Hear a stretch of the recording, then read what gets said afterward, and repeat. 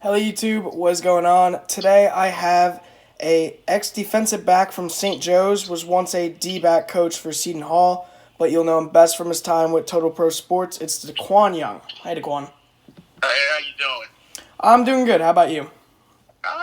You know what? I can't complain. Lovely day. Yeah, it's cold here in Jersey.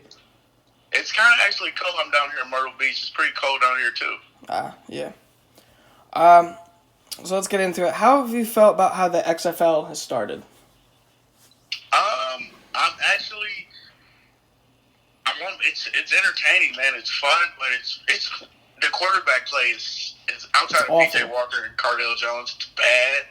It's a problem. But it's still watchable football. Yeah, for sure. I think a lot of it is just like 3 and outs. But the quarterbacks are the worst part by far because the running backs are actually doing surprisingly good.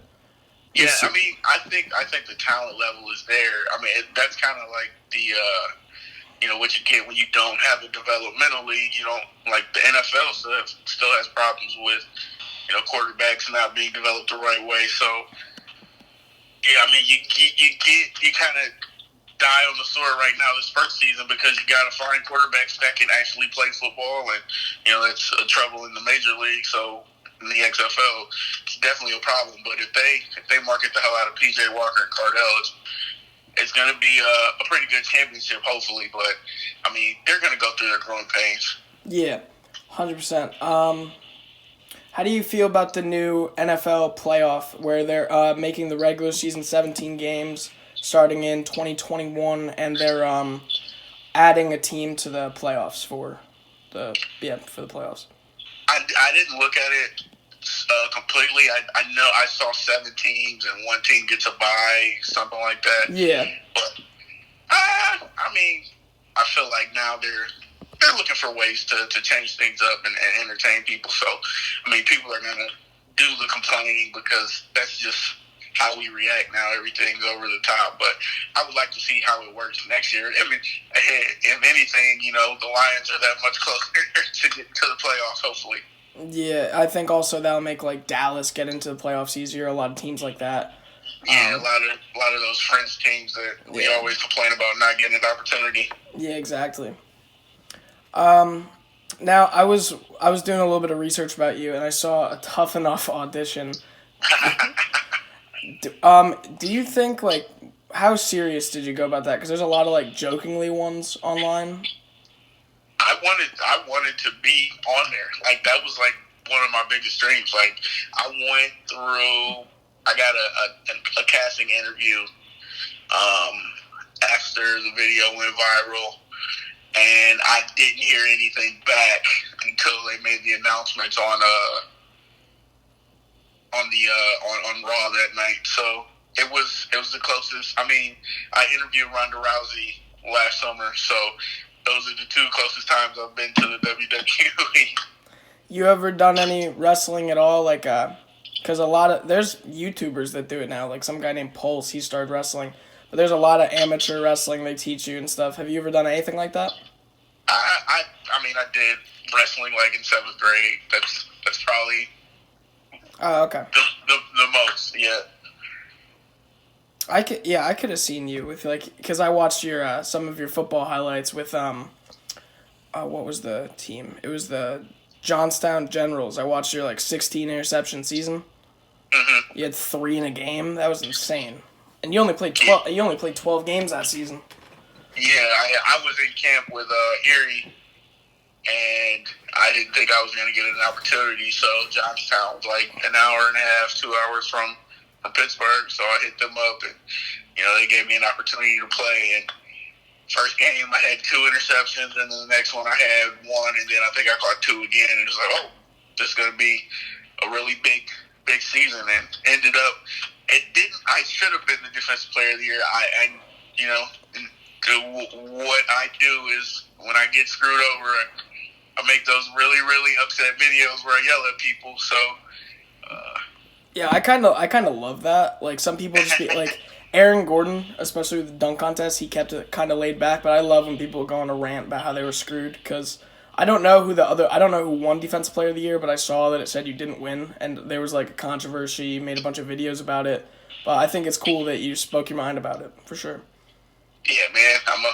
I got this Napoleon complex that I got to stand up for the little guy, and I'm always the little guy. Oh, of course. You were a draft prospect in 2008, but your name wasn't called on draft day. Did you expect that to happen, or were you expecting maybe 6th, 7th round you could have been picked? No, I didn't. Nah. I didn't even enter the draft. I didn't know.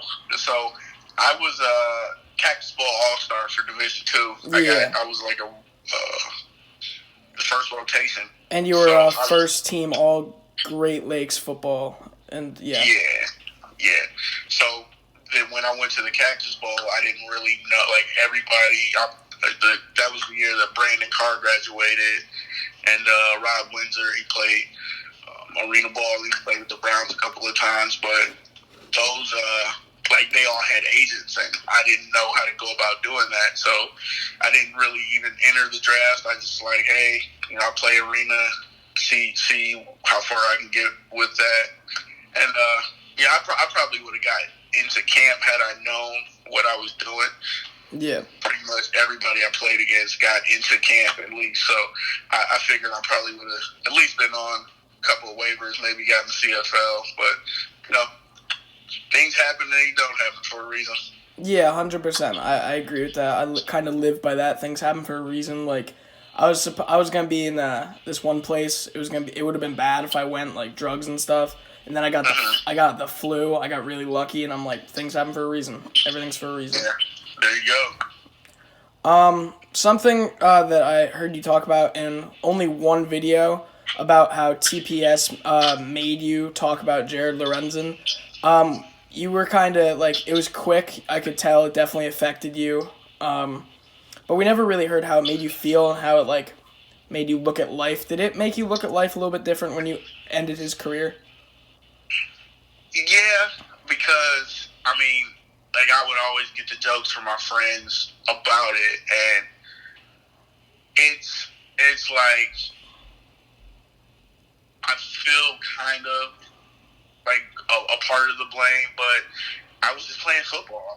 Yeah. And just me as a person is like, wow, he's really gone, and he lost a lot, man. He lost his wife and everything, and he kind of went through a really tough time. And after it happened, I wrote an article that got picked up by Sports Nation or something like that, and I reached out to him, and I tried to apologize, and, talk to him, and I never got an opportunity to have a conversation with him.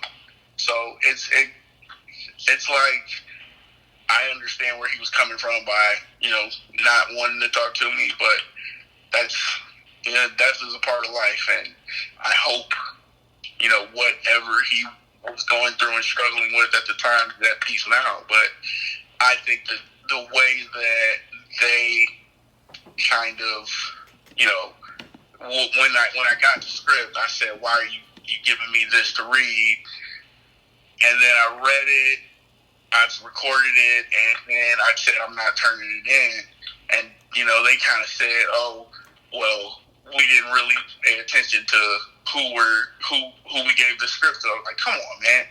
You gave me the script, and you did it on purpose. So it was, and then, I said I wasn't going to read it and turn it in. And then they asked me, a couple of days later, if they could use my picture for it. And I wasn't really on board with that, but I just said, whatever, man.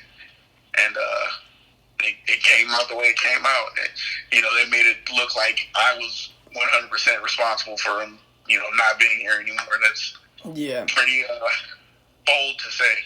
Yeah, it's like they tried to use you to profit off his death, especially, which annoys me. Yeah. When Kobe Bryant died, I didn't even want to, I report some breaking news on my channel. I didn't even make a video about it because I didn't want to get views. I didn't want to get anybody to even find my channel because of the Kobe thing. Yeah. And you could tell, some of those things people do, they're really genuine. And, I don't know if you saw yesterday before or the day before when they put up every NBA team season summed up in the Family Guy clip, and they put, a helicopter crash in there. And it's come on, man, why would you do that? That's, so tasteless. Yeah, I haven't watched TPS since I've watched like 3 videos max since your video came out about why they suck and stuff. But Okay, well, yeah, I peruse from time to time. Somebody sent me a picture of them looking for writers and other people to make videos, and I saw that came up on their Instagram, and then I unfollowed them on Instagram. Yeah, I mean, like I think they had a lot of good people there, like Mike Cantalupo, who I think you're still friends with. You made the video with him. They have the guy now. I just don't like. That's another reason I stopped watching, but mainly because I saw your video, and I just don't like how they ran things there. yeah, man, it was, man. Me and Mike would talk. Yeah, and we do still talk. Like I texted him yesterday. He said he saw a fan at the store, and the fan told him that he started watching my new stuff on my channel. So we talk from time to time. He's out promoting a documentary that he shot, but like me and Mike, we had some really good ideas, and Justin was in television, and he does voiceover, so he had a lot of stuff that he wanted to do, and we wanted to make it like this big thing, and I didn't really know the scope of how many people watch TPS until now, like until the video that I did about why they suck. People didn't really reach out to me and like talk to me on my social media, but like when you message me and I've got messages from other people, like I didn't really even know how many people watch the videos. I mean, I know they got like 1 million subscribers now almost, but it's like that's a lot of people. Like I feel like a lot of people grew up on those videos. Oh yeah, and it's kind of cool to think about. Yeah, I started getting into basketball about 5 years ago. Easily, TPS helped me like learn about basketball. Well, I know that some of that stuff isn't really on point, but I'm glad that they taught you a little something. Yeah, like the first video I ever watched by TPS was like the failed shots. It's like 23 or something like that. And that one, I can't remember his name off the top of my head, but he's got like the really powerful voice, and then he showed his face, and no one expected him to look like that. Justin. Yes, yeah. Yeah. Biondo or whatever, yeah. See, like I can remember that guy's last name, but it's just TPS has a big impact on a lot of people. Yeah, and I'm really like, I don't want to say that I hated the entire time, because like it gave me this opportunity that I have right now to have an audience and have people tell me that they used to watch my videos. And, as a creator, that's all you really want. Yeah. It's fun, man. Like I'm really appreciative of all the messages that I get and the conversations that I have with people. It's really cool. Yeah, I feel the same way. I mean, you have a bigger audience than I do, but I have like 10 really diehard fans for some reason. I don't know how I convince them to watch me, but every comment section, we just talk, and I love that. Like, I'd rather have 10 hardcore fans than 1 million viewers who aren't really engaged with it. Yeah. I mean, and it's the community aspect of it that I think makes the internet better. It's like if you get a bunch of people that you can relate to and have conversations with, you develop friendships, and it's nothing weird to say now in this age, in the digital era, to be able to make acquaintances across the country because of the commonalities you have in sports, and those are some of the bonds that kind of get us through our day, because there are people that I met on Twitter that I got a real deep friendship with, so yeah, it's one of the biggest pros of like technology. Like a lot of people tend to shit on technology, but that's one of like the biggest things. You can make a lot of friendships with that, a lot of connections. Yeah. What would you say was like the last straw when you left TPS? Was it the Jared Lorenzen thing because that was towards the end, or was it because you had talk about them running the ball in at the 2? So in the video, this summer I was moving out to California to kind of start working with this PT place as their marketing director. So I kind of told them, hey, I'm going to be kind of doing less work, and an opportunity arose from 5, I forgot the video title, but it's the next 5 Super Bowls they predicted. and MGM Grand did a commercial, and they wanted to use a clip of me. So I guess they were messaging me the whole time, and nobody given them a response. And they emailed me, and I showed them. I said, "Hey, man, I want to do this commercial." They were like, "No, don't worry about it." I said, "No, I'm gonna do this." So we were on the phone, and he said, "If you do this, you need to find another job." And like in 10 minutes, it kicked me off all the all the channels. I was on the main eventer. I lost access to it. Jeez. They deleted all my stuff. It was crazy. And it was like 2 in the afternoon. Damn. Yeah. Yeah, it kind of shows their true colors, especially after. So I think Mike left first, but I don't know who left first, but he came out publicly first that he left. And that's when I was like, okay, I don't love this company as much anymore. Then I watched your video, and I was like, I can't watch these guys. Yeah, Mike leaving, I didn't even know Mike was leaving. Because we barely communicated as a group. It was just like us getting directives. And I think he posted the video. I was like, Mike leaving? And I watched it. I think it was the last Man vs. Madden. I'll finish out the rest of my videos, which I got a bunch of recorded and everything. Yeah. And then I think like a week or two later, I got asked to come back to TPS. So I was kind of pissed off about that because I said, "Hey man, I'll do some TPS videos while we build the main eventer." And he was like, "No, go ahead, go full steam with it." And then they brought me back, and it just like disrupted my whole flow. So, just getting back into the flow of doing TPS stuff kind of threw me. And then I was always the guy that would like say, "No, I'm not reading this," or like try to push back and make things better. And they just weren't having it. Like they didn't want to grow. They didn't want to do different things. Yeah. Like I suggested all these ideas, and it was just like, "No, I'm just not do that." And I think that led to a lot of my frustrations. I had a follower on Twitter. He messaged me one day, and he said, "Hey, man, are you okay? Because I just watched that new video, and you didn't look into it." And he was 100% right. Like, I put no effort into it. I had no emotion. And that's just how it felt like the last year or so. Yeah, I can't really blame you. I've probably watched, like, 3 of the same video, but they're 3 different videos. Oh, like, yeah. Just repetitive. We went from doing 2 videos a week to by the time I left, I was turning in like 12 to 14 videos a week.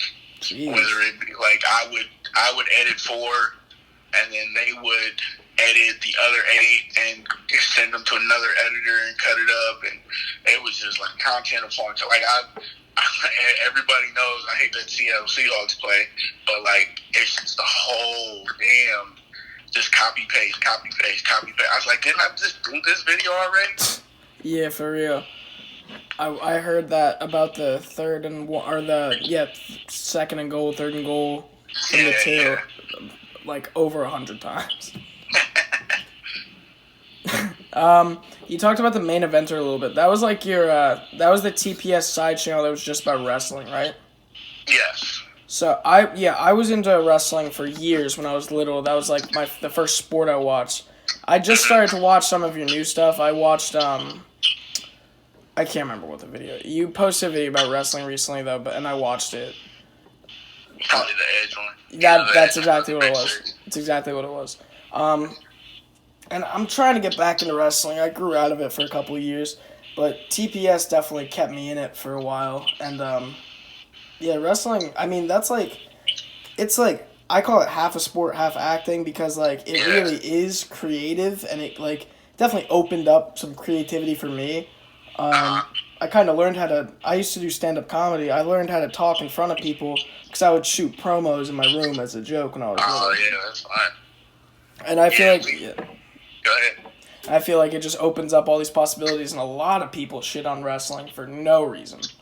Yeah, and that's where I learned how to talk trash, man. Like, as kids, like, we would watch promos from The Rock and come to school and call people jabronis, and, that would translate on the football field for me. Like, it gave me a personality and it let me have fun while I was playing football. So wrestling has always been a big part of my life, and it's like, if you can suspend your belief for a movie, it's the same thing as wrestling. Like, everybody said, "Oh, they're fake punching each other."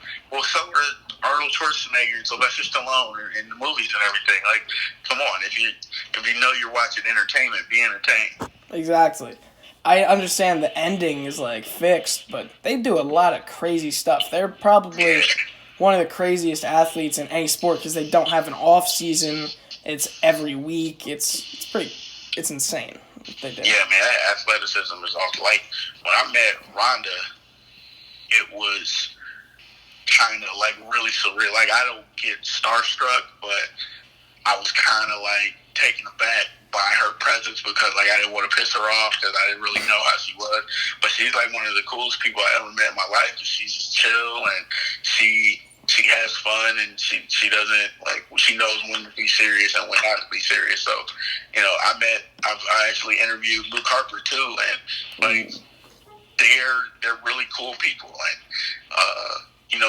they're athletes, they're entertainers. They do the same thing that every other person in every other sport does. It's just theirs is predetermined, and they put on a show. Like, if you can, like I said, if you can go to the movies and be entertained, it's the same thing as watching wrestling. Same exact thing, and it costs way less than the movies. Yeah. Last question I kind of wanted to ask is about Kobe. I saw you made a video about Kobe, and I did too. How did he impact your life? Because he impacted a lot. The day after he died, I wrote his name on my shoes. I wrote his daughter's name on my shoes for a basketball game. But what was his impact on you? When he died, I realized how much of a Kobe fan I always was, but I wasn't like a diehard fan like you get on the internet now, because he was a Laker. Like, when the Pistons beat him, when the Pistons beat the Lakers in 2004, I was like really excited. But when I was a kid, I had a crush on Brandy. So he was always around Brandy when he was like first got to the NBA. Yeah. And then he did that rap song. He did a rap song with Brian McKnight, and like, I memorized that song off the top of my head. Like, it's one of the first CDs my mom bought me. And then it was just like, when he beat the Trailblazers, like, oh my God, I hate Kobe Bryant. It's one of those, like, you respect this athlete because he's so good, and you can't stop him, man. And it's one of those admiration things from afar. Like, there's certain athletes where you have to talk about them because they are so great and they do have an impact on your life, because, we spend a lot of time idolizing and talking about these people because we are fans, or, we respect them enough to idolize them and, make them these larger than life things. And Kobe was that, like, whether you hated him or you loved him, he's been a big part of popular culture and basketball for like the last 20 years. So, Those are the people that make their mark on, everybody's lives. And it's something that, I always wanted to have that type of, I guess, presence. I want to make my mark on the world in that way, or in my own way. So I guess it was kind of an admiration thing. Yeah, 100%. The way I wasn't a Kobe fan either. I'm a Knicks fan, so I can't like Kobe. Yeah. But I loved the Mamba mentality thing. When I was in like 7th grade, I was waking up at like 5 a.m. to go just get shots up, because that's what Kobe did. Or I broke my finger in game. I just taped it up and I kept playing because it was like a playoff game. Yeah. I like it. Yeah. Because that's what Kobe would have done. That's before he died. I was just thinking that's the mom mentality, and definitely. I didn't live by it as much as I definitely do now. I try to, at least, but he was a different breed of determined. It was insane. And you gotta, if you want to be great, you want to do great things, you gotta have that type of tenacity, that type of mentality. 100%. You gotta work, and he was the epitome of work. You always hear the stories about him, first one in the gym, last one out the gym. That's what it takes to be great. And watching interviews or putting that video together, and continually watching because I'm shooting a movie about a basketball player here for my thesis project for film school, and getting that inspiration and finding these moments like of what it takes to be great, what it takes to make it to the NBA, what it takes to be a professional. You don't always get to see behind the rope or behind the curtain because these people worked really hard to get where they got, and it's those things that you don't always get to see firsthand. So he put in work, and that's why he's idolized and remembered the way he is. Yeah. Well, thank you so much for taking this interview. I hope film school on your channel and all of that goes well. But yeah, this was fun, and again, thank you so much for coming on. Appreciate it, man. And I'm gonna try to get my subscribers to come watch this interview over here. Appreciate you guys being fans, and follow me on Twitter, Young Quan, or Quantity Media, Good If It Goes _ subscribe on YouTube. Posting videos a little more frequently now till I get a schedule, but I appreciate everything. Yeah, and all of your links, Instagram, Twitter, everything will be in the description of this video. This is coming out definitely tomorrow, so Friday. I appreciate it. Of course. And, yep, that's all. Thanks so much, DeQwan. Thank you.